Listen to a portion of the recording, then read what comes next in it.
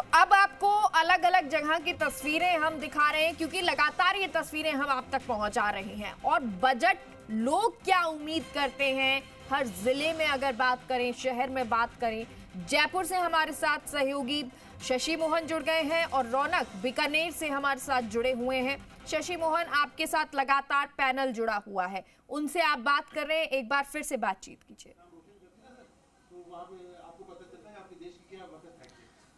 देखिए, हम हमारे पैनल से लगातार बात कर रहे हैं और हमारे साथ में कुछ और मेहमान जुड़े हुए हैं, एजुकेशन सेक्टर से भी जुड़े हुए हैं। विपिन जी भी हैं जो शिक्षा कर्मचारी के रूप में काम करते हैं शिक्षा क्षेत्र में, और अनिकेत जी हैं जो स्टूडेंट के रूप में हैं, युवा हैं। अनिकेत जी, एक सवाल है जो कई बार प्रतिष्ठा का प्रश्न बन जाता है, आपकी एजुकेशन प्राइवेट सेक्टर में हुई या पब्लिक सेक्टर में? दोनों में हुई, प्राइवेट में भी हुई और पब्लिक सेक्टर में भी हुई। तो कहाँ शिक्षा ज़्यादा बेहतर है, पब्लिक सेक्टर में या प्राइवेट सेक्टर में? और सरकार से क्या अपेक्षा कि किस सेक्टर पर फोकस किया जाए?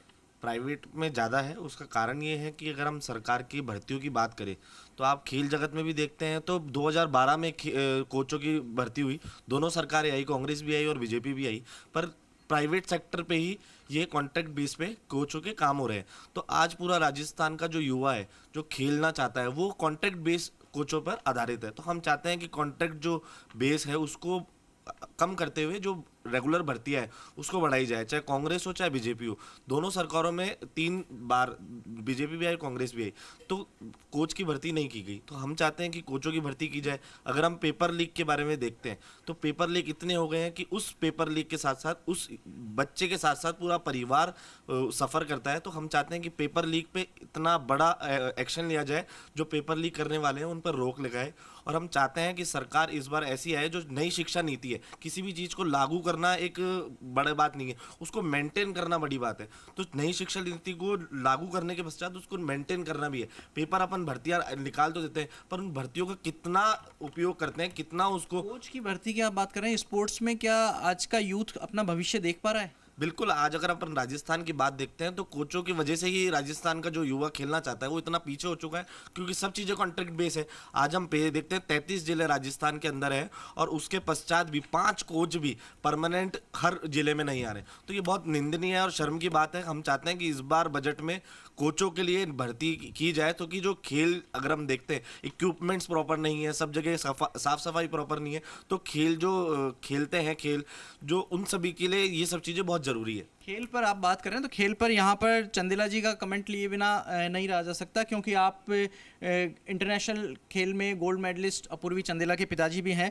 कुलदीप जी, किस तरीके से स्पोर्ट्स एक्टिविटीज़ को प्रमोशन दिया जा सकता है? खेलो राजस्थान का ऐलान सरकार कर सकती है इस बार। देखिए, पिछले कई वर्षों से हम देख रहे हैं कि राजस्थान खेलों में निरंतर प्रगति कर रहा है और राजस्थान के बच्चे हैं वो इंटरनेशनल लेवल पे बहुत अच्छा परफॉर्मेंस दे रहे हैं। मैं खाली अपूर्वी की बात नहीं करूंगा, अभी जो ओलंपिक्स है उसमें भी राजस्थान के 2 बच्चे जा रहे हैं, अनंतजीत सिंह नरूका एंड महेश्वरी चौहान। ये बहुत बड़ी बात है, लेकिन हर खेल के बच्चे, हर खेल के प्रतिनिधित्व ओलंपिक में होना चाहिए।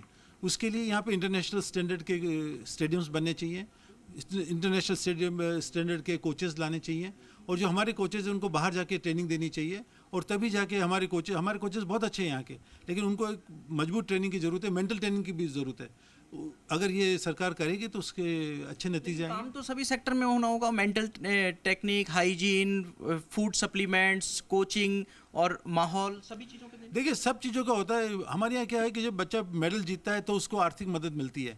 आर्थिक मदद की ज़रूरत तब होती है जब बच्चा अपना खेल शुरू कर रहा होता है। अगर आप उस समय से आप करेंगे, जैसे चाइना वगैरह में वो पोटेंशियल देख लेते हैं 5-7 साल की उम्र में, बच्चे का 10 साल की उम्र में इसमें पोटेंशियल है, तो उस बच्चे को गोद ले लेते हैं, उसी तरह ले जाते हैं। उसी तरीके से सरकार को चाहिए कि स्कूल लेवल पे वो पोटेंशियल देख लें। अब आप देखिए, मेरी जो ग्रैंड डॉटर है वो अभी बैडमिंटन शुरू किया उसने, हमें उसमें पोटेंशियल दिख रहा है। अब मेरे को और मेरी वाइफ को हमको सेक्रीफाइस करना पड़ेंगी कई चीज़ें, अब हमको उसके साथ लगना पड़ेगा। मेरी वाइफ कल ही बेंगलोर जा रही है, वहाँ प्रकाश पागुत उनकी इंस्टीट्यूट है, वहाँ पे वो ट्रेनिंग कराएगी उसको। अगर हम बच्चे को, अभी वो 7 साल की है, अगर हम अभी से बच्चे के ऊपर ध्यान देंगे तभी जाके एक ओलंपियन और तैयार होगा। हमने अपूर्वी के साथ भी यही किया था, हमने अपना सारा कुछ छोड़ के उसके साथ लग गए थे। तभी जाके बच्चा वहाँ पहुँचता है। और सरकार ने भी बहुत मदद करी, स्टेट गवर्नमेंट ने भी करी, सेंट्रल गवर्नमेंट ने भी करी। बिल्कुल, आप और देखिए कि आज खेल के हमारे लिए प्रधानमंत्री काफी जी सब कुछ खिलाड़ियों से होना मिलते हैं। अब जरूरी पूर्वी 4 भी बार है। प्रधानमंत्री से मिल चुके हैं। रौनक हमारे साथ बीकानेर से जुड़ गए हैं। शशि मोहन जी, आपका रुख करेंगे एक बार फिर से। रौनक जुड़े हुए हैं बीकानेर से। रौनक, आपके पीछे काफी लोग भी नजर आ रहे हैं, उनसे भी बातचीत कीजिए। और बीकानेर क्या मांग रखता है इस बार, क्या उम्मीद बीकानेर के लोगों को है, युवाओं को है?